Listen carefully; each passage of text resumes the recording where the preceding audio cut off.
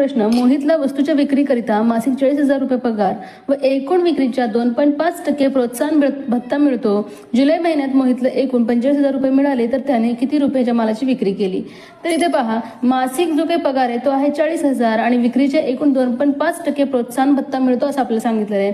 आणि जुलै महिन्यामध्ये त्याला एकूण किती मिळालं असणार आहे? 5,000. कारण 40,000 आपल्याला कमी करायचे 45,000 मधून, म्हणजे 5,000 हे काय मिळाले त्याला? 2.5% विक्रीचा भत्ता. याचाच अर्थ किती मालाची विक्री काढण्यासाठी आपल्याला काय करायचंय? 5,000 गुणिले 100 भागिले 2.5 करायचंय.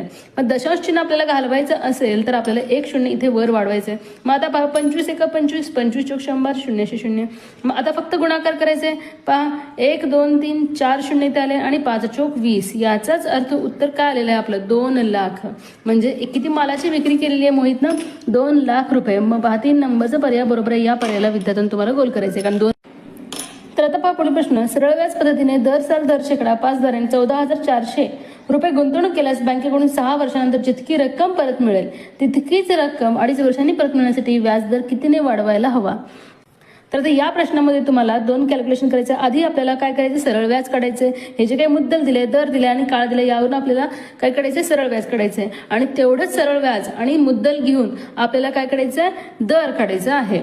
तर आता पहा, सरळ व्याज काढण्यासाठी आपल्याला काय करायचंय?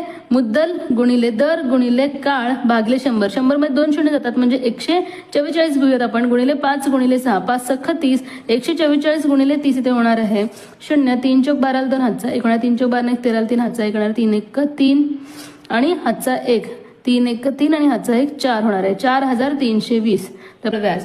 मग आता सरळ व्याज इतकाच आपल्याला मिळवायचं आहे आणि मुद्दल देखील 30, परंतु वेळ कमी केलेला आहे. म्हणजे आता आपल्याला काय काढायचंय? तर दर काढायचंय. दर म्हणजेच काय? Rate of interest. मग रेट ऑफ इंटरेस्ट काढण्यासाठी आपल्याला काय करायचं? SI × 100 करायचं, म्हणजे 4,320 गुणिले 100 करावं लागेल आणि भागिले P × R T 2.5, कारण ते कमी केलेलं आहे, वेळ कमी करण्यात आलेला आहे.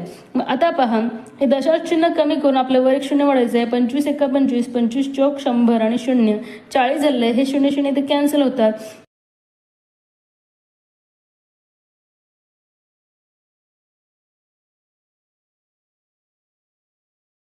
म्हणजे पहा, रेट कितीने वाढवावा लागेल? 12%. रेट किती करावं लागेल? 12% करावं लागेल.